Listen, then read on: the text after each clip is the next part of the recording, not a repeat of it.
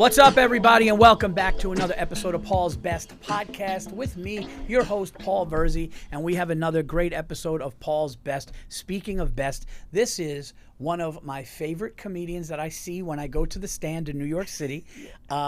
There's something about her smile. There's something about her spirit. There's just something. It's always been a nice, you know, when you're just like around somebody, you just like, you go in a green room, you see the person, and there's just no... It's just, I don't even know how to explain it. You're just kind of like, oh, that's just like almost like a friend you know forever. Yeah. That's how I feel. Onika McLean is here, everybody. Hi, guys. The hilariously, just so talented, so funny. Thank you for being here. Thank you for having me. Yes, you didn't have to travel too far, right? Me. No, oh, you're the just best. Up the block. Nice. Yeah, are you a Bronx girl? No, Brooklyn. Come on. So you're born and raised in Brooklyn. Well, I came here when I was 2. From? North Carolina.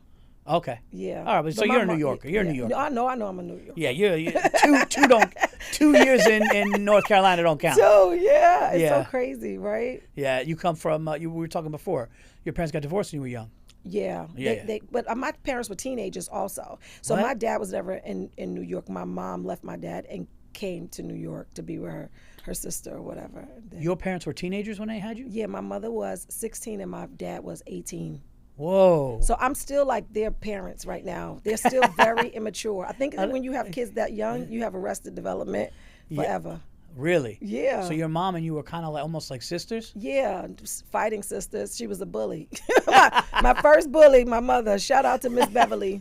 Your mother gave birth to you when she was 16 years old. Yeah, that's crazy, right? Wow, that's got to be so like, you can't even think of like, the burden of that, like I had it, not a burden, but like you're 16 and pregnant. That's like the mentally, that's like crazy. Yeah, it is crazy. You know, because you have two kids. I have 2 kids. You have 2 kids. I have 2 kids. Yeah. And we know what that was like. I couldn't imagine, like my wife was pregnant at 30. I couldn't imagine what it'd be like if she was like a girl I was dating was pregnant at 16. Yeah. But look at you. Yeah, but I made it. But it was a lot. I had my kids in my 20s though, but that still was overwhelming. I feel like that's too young also. I feel like you shouldn't do anything in life until you're 30. Well, you know, we were talking before the show about there are some people that get worried about like when they get into comedy, right? And I've talked to many people, and I wish I would have started 10 years earlier, or I wish I would have done this. I wish I'd have been this age. I really feel like when you really have something to say, and whatever is in you says now it's time, was the time. Yeah. I believe that. I think that people look too much into why not this, why not that. I'm a God-fearing man. Yeah, me too. And you're shout out to the Lord. Shout out to the Lord.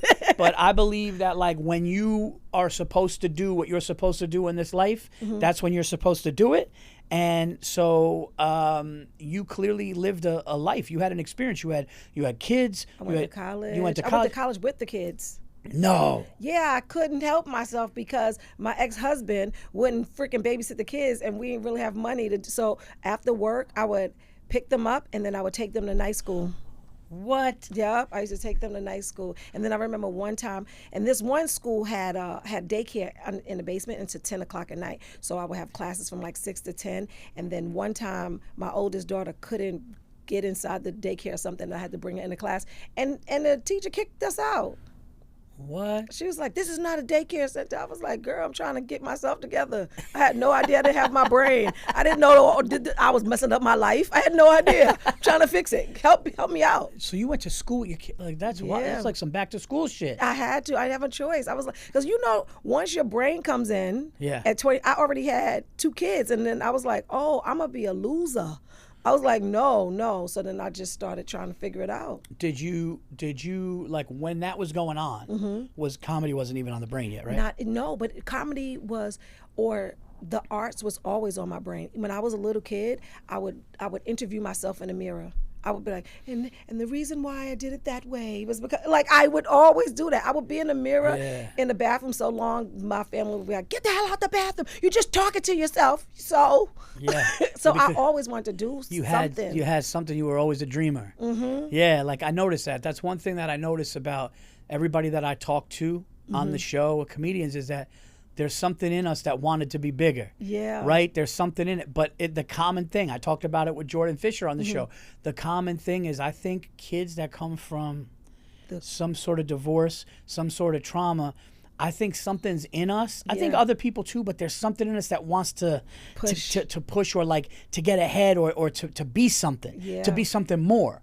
You know, because when you said that just struck a chord when you were like, I would be like in a fake interview with myself and I would be answering the questions. But like, I get that. Yes, I get that. It makes perfect sense. It makes perfect sense. And it makes perfect sense of what we do now. Yes, because it's like we always thought about in some way, like wanting to do something bigger. It's kind of wild. It is kind of. But you know what I say? I say that we're responsible for the laughter. So if there's choirs that's responsible for the finances, we're responsible for the laughter. Who in the world, not many people dream like, that would be funny. That's a bit. We have to think about how we make that.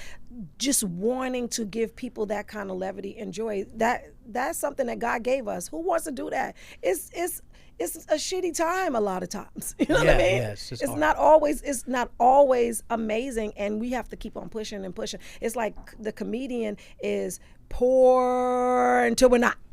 Right. You know what I'm saying? Right. It's like it's not like this gradual thing. It's kind of just like you really pop in comedy. You always start out poor. Yeah. Right? Like poor. it's not even like an entry level job No. where you have like at least a base salary and benefits. Like, no, you go into comedy just poor. Chicken wings Straight and commission. drinks. That's how they pay you sometimes. Chicken wings and drinks. And sometimes they make us pay to get on stage. The bringers. The bringer. You got to bring 3 people. We'll give you a drink ticket. You get a Corona, but you got to bring 3 paying people. Yeah, it really is. Like if you think about looking back at it, you're like, man, what were we doing? But you had to. It was You had to. That's the thing. That's the thing about like people that talk, and this goes back to, I think, every type of art form. Actors too. Did you ever hear? I remember. Who was it? Michael Rappaport was on Bill Burr's podcast. What'd he say? And he said, I went to L.A. And he said, I didn't try to get into the movies. He goes, I had to be in movies. He goes, it wasn't like, oh, I'm going to see this. He goes, I went to LA and I was going to do everything in my power. I was going to be in movies. Not a try, not a test. It was like, that's what I was going to do. And like, I feel like when you have that, that's a different type of. It was in him. It's in you. It's a different type of thing. When something like that happens, you're just like, this is who I want to be, and I'm going to do everything that I can do to do it because it's in me. I think that there's a difference between, oh, well, let's just try it. Yeah, but you know what? It's hard for people that partner with our kind of thinking. You know what I mean? Because they have to know that you number one, but you really not. Comedy is number one. Comedy is our wife. Everything else is, it got to come a little second. It's so crazy. It's so crazy. You get addicted to it. Yeah. And when you start getting good. Yeah. Like when you leave the club and you're like, oh man, I couldn't have done that last year, but now I can. And you start to grow like that. This is what I wanted to ask you, because you say you had 2 older children. What do they think about mom doing what she does at night? What do they think about you going into a comedy club at night doing your thing? Are they like, Mom, you're crazy? Like, what are you doing? Or are they like, this is so dope? Like, I think that they think it's so dope now, but before they were like, what's happening? Like, cause I was in law, right? So they were like, well, what are you gonna do? And I was like, this is for me. This is for me. I can't stand behind anybody. This is me, and it's the most vulnerable I've ever been, and I gotta do it. And then I talk about my kids, which pissed them off. My daughter's a gangster rapper. She's like, why are you saying that? I'm like, it's the truth. Like, I have to tell my story. This is how I get it out. You know what I mean? This is how I get it out. They cool with it now. Yeah. But they weren't always like so great about it. All right, so wait a minute. We got to back up a second. Hold on a second.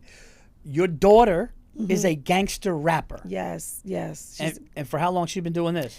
Since she was a kid, actually. But she's really a singer, songwriter, all those things. But she does gangster rap, and she has never had a fight. Like, I really sheltered her. But if you listen to her lyrics, you'll be like, her mother must have been on big drugs. You know what I'm saying? Not a one. Hello, I do no drugs. Yeah, like she's loved, protected, but she's talking all kinds of. And I'm not saying she's not good. She's actually great, but just the mindset of it. It's like, girl, what's happening? What are you doing? Like, people would come to our house, because I did raise them in the projects, and then now we don't live there. But people would come to my house and be like, to my daughter, you live here? Like, cause in their mind, they're like, there's no way they would even know each other. Cause my daughter acts so like tough and stuff. And I'm like, girl, just stop. She went to gifted and talented school. She knows how to read and write music. She plays the piano. All those things. Yeah, and then she's like, my mother was a crackhead. No, I was not. Girl, stop playing around. You're like, yo, don't say that. I got a reputation. I got a reputation. Stop doing that. But you know, like now she's moved on to things, but you got to talk about the things. That's so funny. Because it was hard. Like it was mad sacrifices that I did for those girls. Like say all the things I did. Wait, you have 2 girls? 2. Mm-hmm, Okay. mm-hmm. Okay. Two. But my youngest daughter, she just got into NYU dental, so she's Oh, doing congrats. fine. Yeah, that's good. Hallelujah for her. You know. Yeah, yeah. Goddamn, get That's out my funny pockets. though. You're like crack. I never smoked crack in my life. I never did cocaine. Like, damn. I wish. Now I started doing like edibles. I was like, I should have been high this whole time. I should have been high. I would have been so much more chill, but I just didn't do it. I was like, damn. No. But no, it seems because I know how well-rounded you are. So it's got to be nice because my kids are a lot younger than your kids. Yeah. So you have So my kids are younger, but it's got to be nice to know after they get to the certain age that they're okay. Yeah. That they're okay. That they have their passion. They're doing their passion. They're okay with it. That's got to be like settling for a parent. And they good people, right? Well, that's the most important. Do you feel like that? Like when you look at your kids now and you see them making decisions and you're like, oh, they are listening. Yeah. Like that I feel like that's one of the best moments when you see your kid like not chastising but giving wisdom to like their friends, and it's like the stuff you said and you're like, yeah. Oh yeah. shit, is it working? Right. It's working. Yeah. They believe that shit. Oh my God, they actually took it. Yeah, they took it. You know what's funny too is like when we hear other parents come up to us and go, man, your kids are so respectful. Yeah. Or they're some of the most respectful kids that come here. Like, they're such good kids. They could come here anytime. There's never a problem. That feels good because then it makes me and Stacy go, all right, we're doing something. Yeah, you're like, he not like that at home, but whatever. Yeah, well, that's my wife also. She did what? Like, he doesn't clean his plate off and say thank you after he eats our shit. He excuses himself and leaves dirty shit. Pick my shit up. All of a sudden, he's a choir boy at your house? First of all, Napoleon, relax. You don't boss us around. Yeah, it's true. It's true. That's a good moment. That's one of the best moments when you figure out that they're listening. Yes, well, that's what we're gonna do. So Onika and I were talking before the show. As you guys know, we decide what the best of is gonna be, and we thought about this since we're both parents in different kind of ways. Older kids, younger kids. We said we're gonna do the best just moments as a parent seeing your kid in your kid's life, like parenting moments or even like watching your kids do something that achieve something, the best of that. You mentioned that you think it's graduations, right? Yes. That's a big one for you? Well, graduations, because you get to shit on the other parents, especially if your kid did well. It's like, yay! Yeah. It's kind of like, especially if your kids don't play sports. But if they do play sports, I guess it would be the. Did your girls play sports or no? Yeah, well, my ex-husband is a Pee Wee football coach, president, and so they were one of them was a quarterback, and they would like knock the crap out of her because when they would find out that she was a girl, they'd be like, number 2 is a girl. They would make that as an announcement, and I would be stressed out. What? And they used to, like, the gangster rapper, like that's what you should rap about, how they was trying to kill you, but yeah, that she was a quarterback. So she was playing Pee Wee football with boys. Yeah, and she was a quarterback. Yeah, it was no girls. It's no girls did that. And her father was the coach. Yeah, because he didn't have any sons. So it was her turn. Does he still do that now? Yes, he still does it. The Brooklyn Chiefs. They have like 300 kids. It's a big old thing. Yeah. Oh, okay. Mm-hmm. It's a big old. And he's thing. the head of it. Yep, he's the head of it. And she was quarterback. How old was she? For the Pee-wees at first, like 8. Did you say 12. to him, you better not get my little girl? I didn't want her in it. Like, I was like, this is so crazy. I don't want it. But she wanted to do it because she wanted to do whatever was he she wanted good? to do. She was good. And then he tried to make my second daughter do it. And that was, and they have to like run into each other. She ran the other way. I was like, come on, you're right. Let's go. Ain't nobody doing this. We're going shopping. Baby, turn around and run to the car. Turn around and run Keep to the car. going. Oh man, so your gangster rapper daughter, she's a tough. She's a toughie. She's wild. Yeah, she's a toughie. She just wasn't like in the streets, dealing drugs. This is your youngest. My oldest is the gangster rapper. My youngest is the going into dental school. Okay, well, that's different. Yeah, they're very different. I call them Cash App and Venmo. It's like they don't even know each other. You know what I'm saying? One is white, one is not. Do they get along? Now, they did not. Growing up, they did not. They're 6 years apart, but one always acted a different way. And I feel like as I changed as a mom, one of them got a different experience than the other one. Oh, because of the age gap. Yeah. Because I changed. Because your younger one saw you change. Wow. Yeah. Because you evolved. Yeah, because who my daughter talks about, that's who I used to be. I used to be like a hood rat chick, like running the streets, doing all kinds of crazy stuff. Wow. And then I was like, wait, if I don't change, then they're going to be that. And then, no. That's interesting. Yeah, they're very different. So they're different because of you. Because you had 2 phases. 2 phases. And I tried to pull my older daughter into the second phase, and she was like, why is she acting so bougie? Ma, you don't shop there. You used to be the plug. You know, like, oh my God, could you stop? Could you stop? Oh, because she's so they're yeah, because that is a significant age gap. Yeah. My brother and me are 5. It's a lot, and, right? And he was out of school. Yeah, like when he was out of school, I was like home for all of my school without him. So like you don't realize that is a lot. 6 is a lot. Yeah. So they probably didn't hang a lot, right? Not at all. Right. Like, because the older one was like, and then the younger one was just snitching and like, why is she acting like that?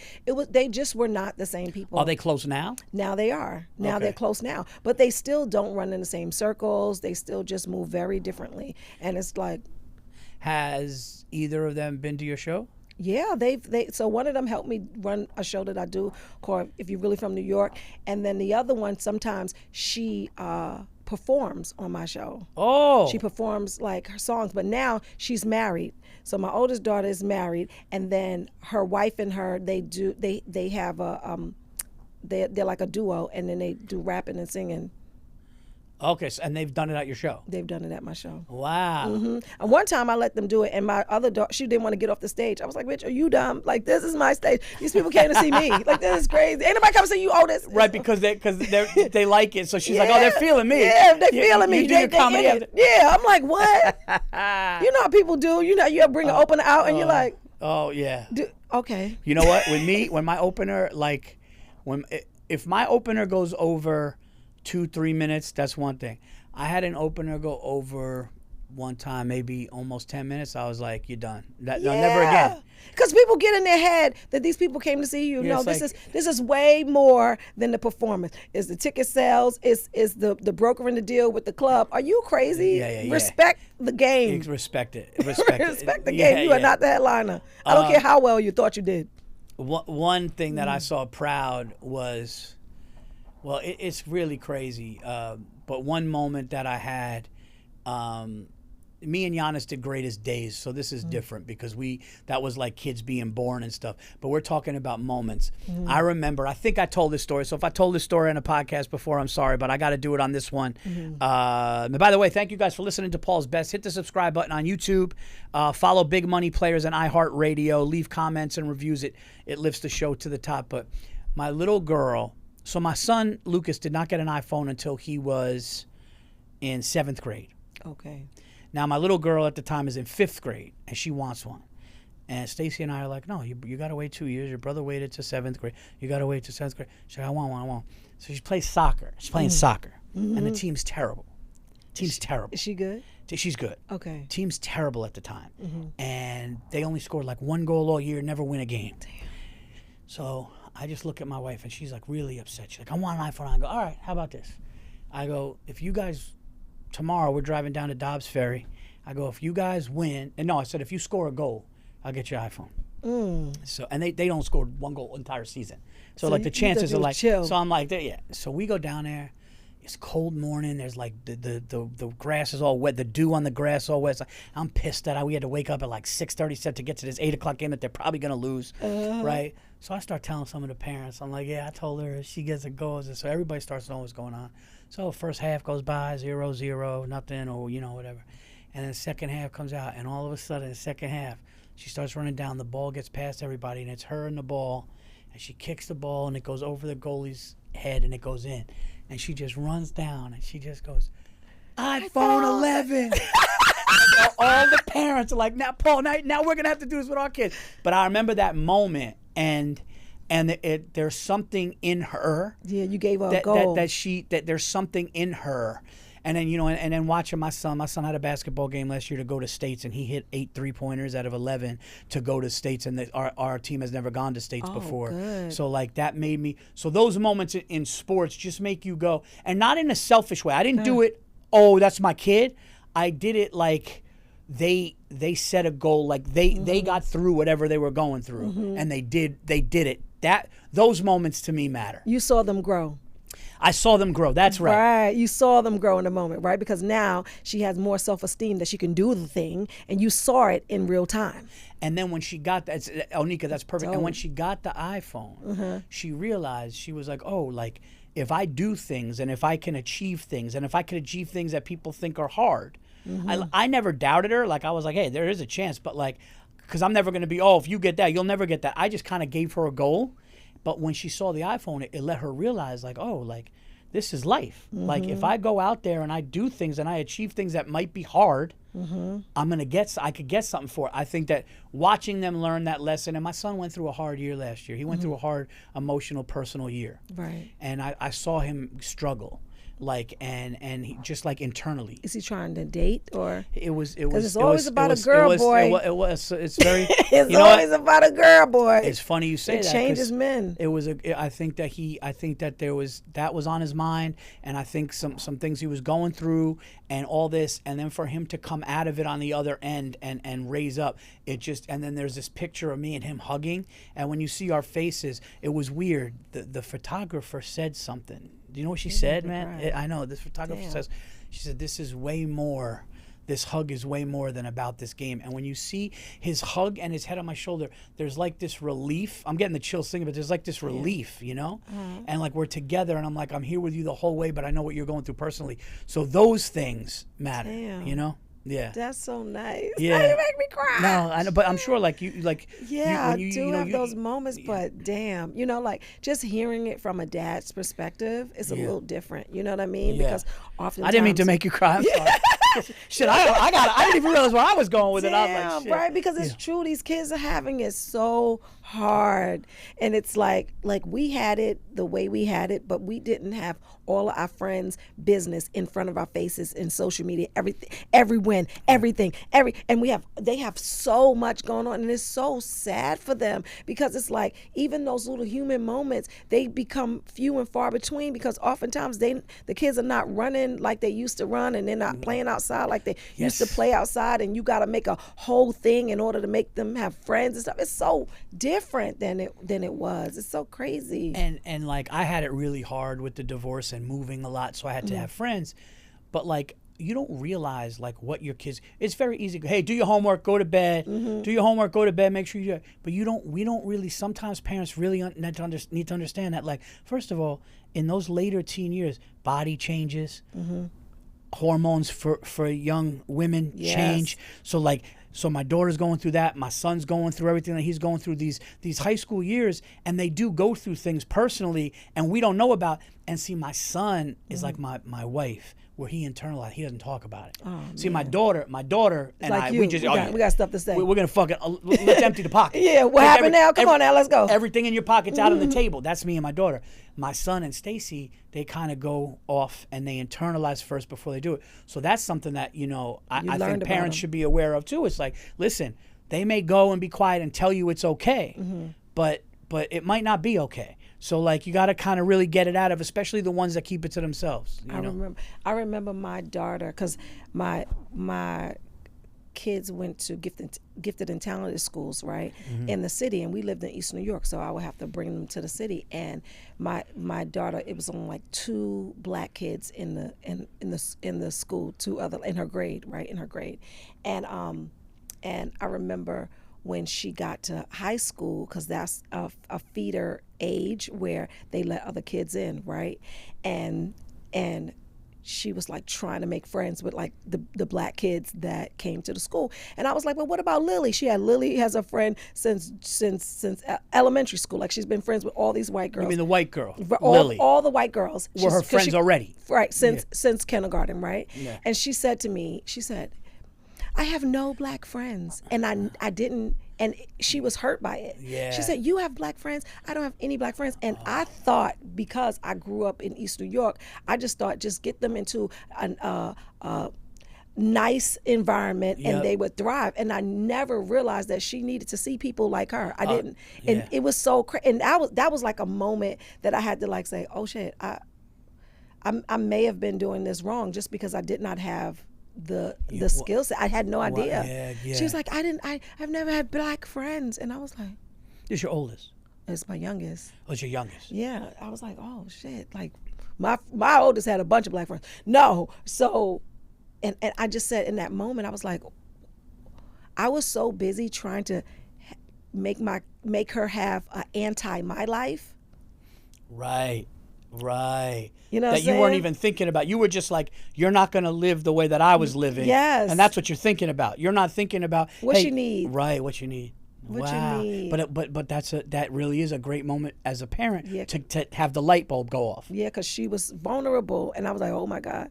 And then I put her in dance class with more people that look like her. But I didn't even know that I had to do that. I just, in my mind, I never thought about that, because when people start dating, they want to come to what's most familiar. And now she's like by herself. And, it was so amazing to realize all that I was trying to do, you could still fuck them up. You can still mess them up. My God. No, I can't believe you said that. I can't believe you said that, because the other day I was thinking to myself, everything that happens with your children is about us. Yeah. And I want to give them what you didn't have. And my strengths and shortcomings do come from, like, I had to break certain things that were going on, right? Some families, by the way, I don't raise my kids the way everybody raises their kids. I'm going to give you an example. I think that, and I mean this, I'm not, well, you got school and you go to bed and no friends over. I don't do that. Right. That was and listen, I know that there's structure in that. But my thing is this: if you get your homework done, okay? Right. If you get your homework done and you do the right thing, and I see you doing the right thing, and you want a friend to sleep over during the week on a school night, I'm cool with it. You cool with it? I'm cool with it. We don't have to. There's no. You know what? If you want to stay out late, but I see that you earned that. Right. And your teachers are telling me that you're doing all the right things, but you want to go to your friend's house and watch a movie, and you guys going to have a sleepover because everything. I'm okay. Now, me and my wife had little battles with that. But that's better, probably. Yeah, because this whole structure that everybody thinks, you got to do this, and you have school tomorrow, and get to bed early. Oh, and on Sunday nights, it's going to be like this. Now what you're doing is you're making Sundays a stress for them. You're making anxiety about the week, where you should just be chill and lax and just be like, you know what? You do the right thing, you're going to get what you want to get. And you don't have to wait till the weekend. You don't have to wait till the weekend. Just put the work in and show me, like, kind of do that. But yeah, going back to what you said, there is a part going, hey, like, so like I have some of my mental trauma is from my mom getting cancer when I was young, younger, high school. And my mom got stage 4 cancer and when I was in high school. So, but I also had like a cousin, a distant cousin, second cousin, who had cancer, a tumor in the arm and the bone. So when I was 12, I found that out. So now I'm starting to feel pain, right? And so the hypochondriac and stuff, and I started to see, my daughter kind of get worried about, my daughter had a little thing on her lip when she was a bit like 2 or 3. She had a little thing, like it was just a growth, skin thing right here. So they went in for surgery, and they said they had to, and it was very traumatizing for her. And they go, I'm so sorry, we didn't get it all. We didn't do it right. She had to do it again. Oh, and man. that fucking ruined her. Yeah. So now as a little kid, when doctor's offices, no way. I would like show up to school and be like, hey, we're going to the dentist for a clean. What's it about? Was it freaked out? And I'm like, man, is that from me? But I mean, I know she had the thing, but like I also have that weird shit when it comes to things like that. So you think about the things that you do, but these are all good things, because parents that don't give a shit, they ignore it. They don't even think. Oftentimes they think that they're giving their kids what they didn't have, but we're not even taking the time to look at the kid and say, just because I didn't have it, that doesn't mean that you need it. Maybe you don't need these kind of things. You know what I mean? I never had a Sweet 16. And so my oldest daughter, badass in school. Like all she would do is write music. She wouldn't do her work. She would just write music. And she's an artist, so that makes sense. But I had to have her a Sweet 16 because I never had it. Yeah. Like, I was just giving them stuff that they didn't deserve, probably didn't even want. I didn't get to go to the museums and stuff. I would have them in museums all the time. They hate museums. Yeah. I still love them, but I felt like I didn't get to do that stuff. So I want them to have every opportunity. But, you know, you got to learn your kids first. I think, and I think that, like, you know, we're still learning. Yeah. We're still changing. We're still learning and changing. You could be, I think people, I've seen people change in their 60s. Yeah. You know, I think people grow from, I know that the 20s and then the 30s you start to figure it out. Then the 40s you feel like you know. But, like, we're still learning, man. We still make mistakes. Like, you know, we're not perfect. Like, you know, but then there's sometimes where you give like one moment, which was a great, speaking of best of, one of the moments was, my son and daughter would get into it a little bit because they're 3 years apart. He would get annoyed. And, like, you know, sometimes he would say a bad word to her. And one time I said to him, and it was really good advice, and, like, maybe it was too heavy. You know, the way comics were a little too much. But I go, you know, we could get too hard. We could go too deep. And I said, you call your sister that. And I said, you know how much your sister loves you, right? And listen, granted, he's a great brother. This is when they're young. But I wanted to teach a moment. And maybe this is me going too hard, but I go, hey, your sister loves you, right? And he goes, yeah. And I go, and you called her that name.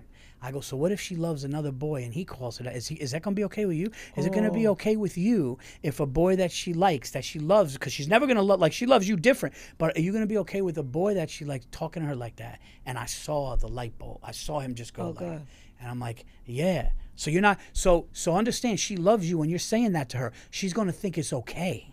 Wow. And he was like, and I was like, so don't ever say that. He's like 4 and shit.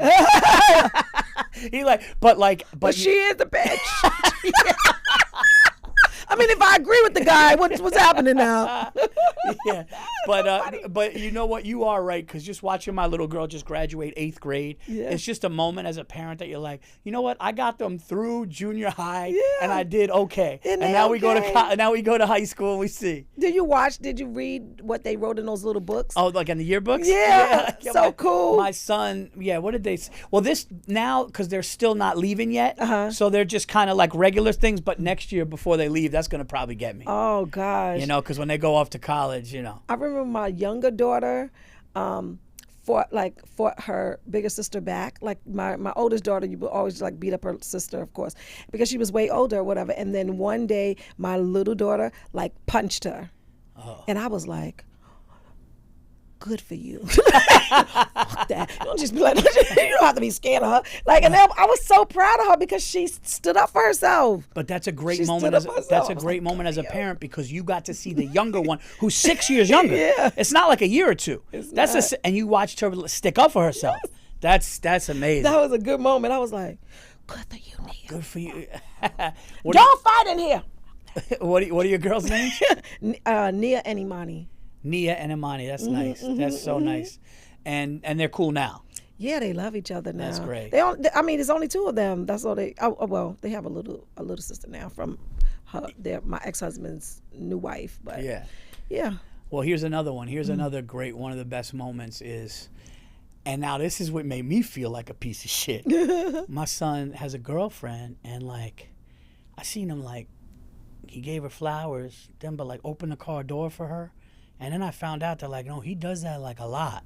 And then, like, her parents were like, man, he's setting the bar high, because he comes over, he's like, so now there's 2 things. One, I understand that I'm raising a gentleman. Right. He's a gentleman, and he's good he's good. And he's good. But now I'm also like, in my mind, I'm like, well, don't go too hard. Number one, don't be too much. Why? And, well, like, every time flowers can't, you know what I mean? Like, just be careful. Pace yourself, son. Yes.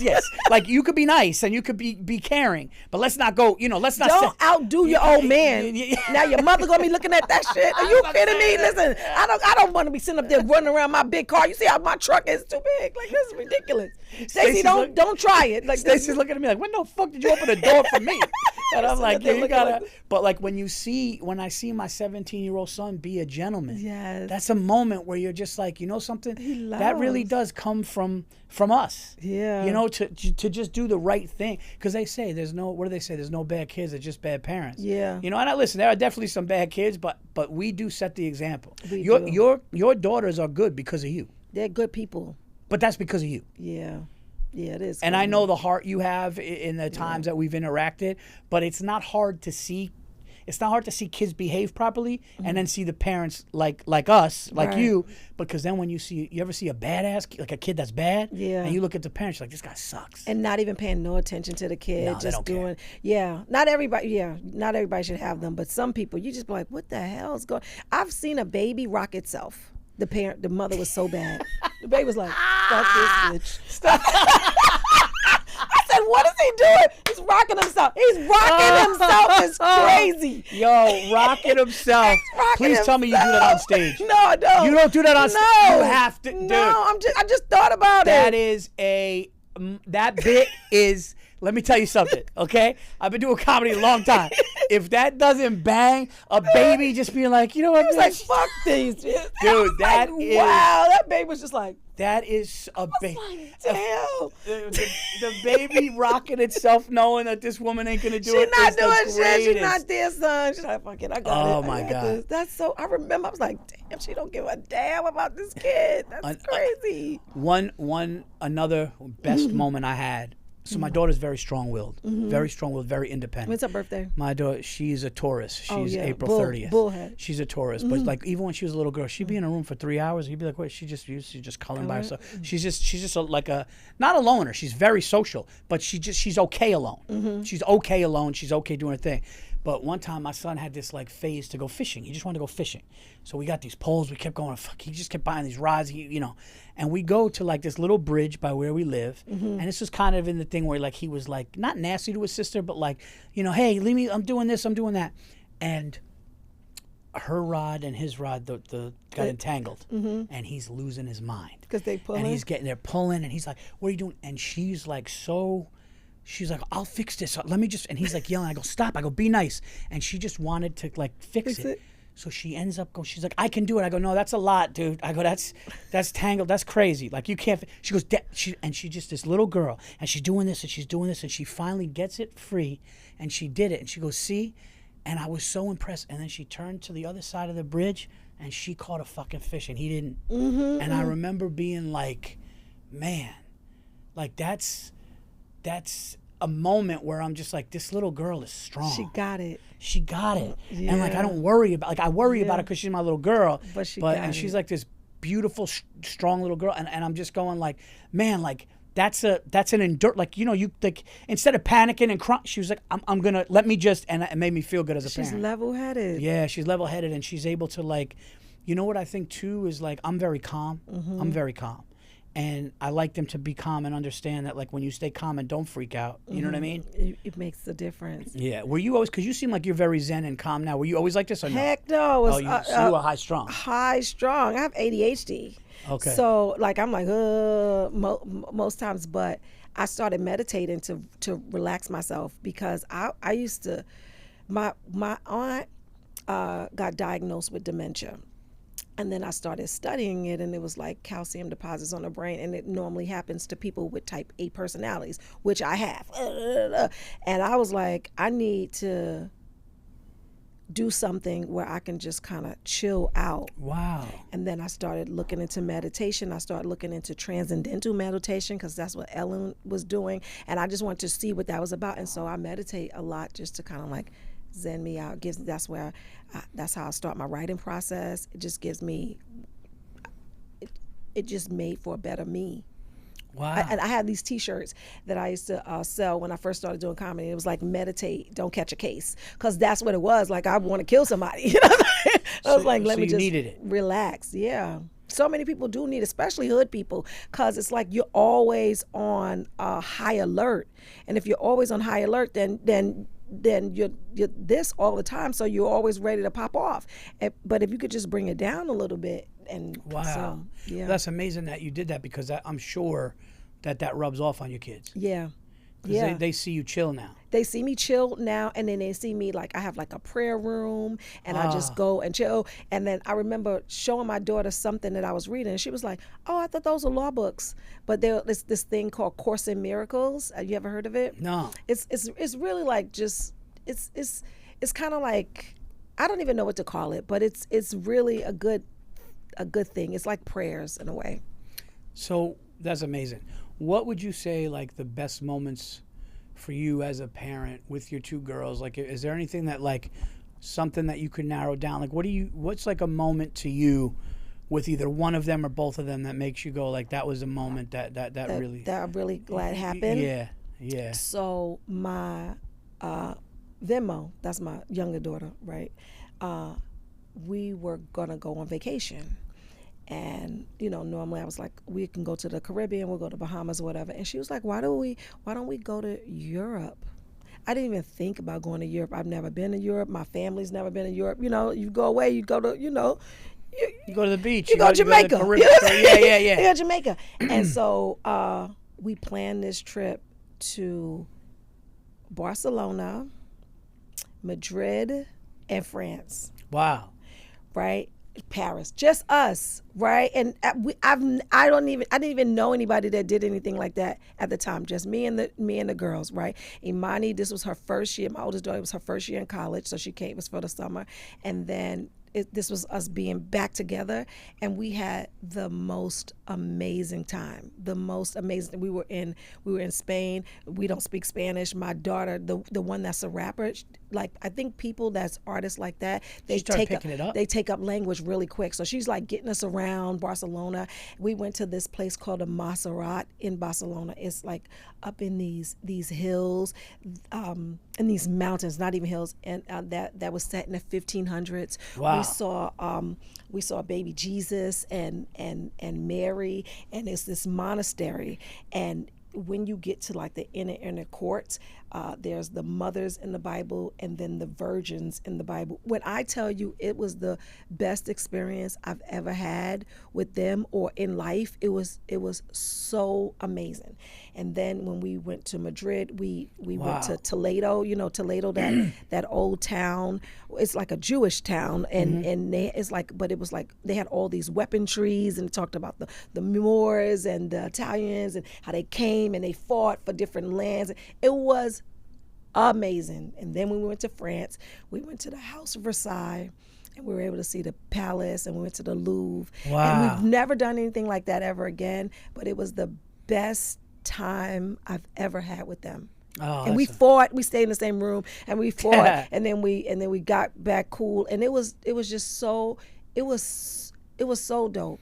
That's amazing. And you know what the cool about that is, like, because if you did go to the Bahamas or the beach, it would have been nice, but it wouldn't have been that experience. It wouldn't have been Europe. It wouldn't have been seeing those things and learning about those things and doing it together. So as a parent, you must have just been like, this is to watch to watch them like thrive in that must have been. And I didn't even have a lot of money. What happened was I went to an event, and I won 2 tickets to anywhere that Swedish Airlines flew. What? So I only had to buy 1 more ticket, and then we just figured it out. That's amazing. Isn't that crazy? Oh, that's amazing. It was so good. It was so like we flew through Ryanair. That's like it's like Europe Spirit. It was that like while we were in Europe, but it was dope. It was the best experience I've ever had to this day. I talk about it all the time. That's amazing. I could see just by the way you talk about it, where you're like, it brought you back there. I didn't realize that America was so young. Yeah. And I didn't realize how much history the world holds. Yeah. Yeah, America's like that teenager trying to figure shit out. Talking shit. Shut up, relax, America. America's gonna turn into you. America's the dopest in the world, but America's on like steroids. America's in a nightclub, right? Chill with the Jews. America's like, calm down, America. We are young. It's a young. We are like we're definitely a young nation. When you find out like what Napoleon did and all these people have so many years ago. Yeah, and you're like, oh, they been had toasters. Oh, we invented that. No. Onika, man, this has been such a pleasure. Like, I'm so happy that you're doing what you're doing, and I love seeing you at the club, and it's so cool that your kids are doing great. Please plug anything that you have, your website, anything, dates. Yeah. So I have a comedy special out right now on YouTube called Playtime, and it's just about like my life, and I'm working on the editing of my other one that it's called climate change, which look out for that. And it's just about me being an old lady in menopause. I'm my internal climate changing. And so you can find me Onika, Onika comedy on all social media platforms. My website is Onika, Onika McLean, MCLEAN.com, and that's where my show dates are. And thank you for having me. No, you got to go check out Onika. She's just so lovely, and she's so great on stage, so funny. Everybody loves her, and you're just, every time I see you too, you're just better and better, funnier and funnier. You give me good. You give me good advice, and I appreciate you taking the time to talk me through my crazy sometimes. Oh no, it's you're like, sit down, okay. Listen to this. And I'm like, you're right. Yeah. Guys, thank you for listening to the show, and please write in your like amazing moments, like as a parent and stuff like that, things that like when you see your kids do and be like, how about this moment? Because that's what the show is about. It's about the best of what we talk about. So if you have something, please write it in. Go to the Paul's Best podcast part of my YouTube channel. Click the subscribe button, guys. Rate and review the show. I will be in Boston September 10th. I will be in Janesville, Wisconsin, October 9th, 10th. Buffalo, New York on the 11th. I think I'm going to be going out to Cap City Comedy Club. I think we're working on it right now, late October. So go to paulvirzi.com, and we added New Year's Eve, Philadelphia Helium. See you guys next week. Take care. Talk to you soon.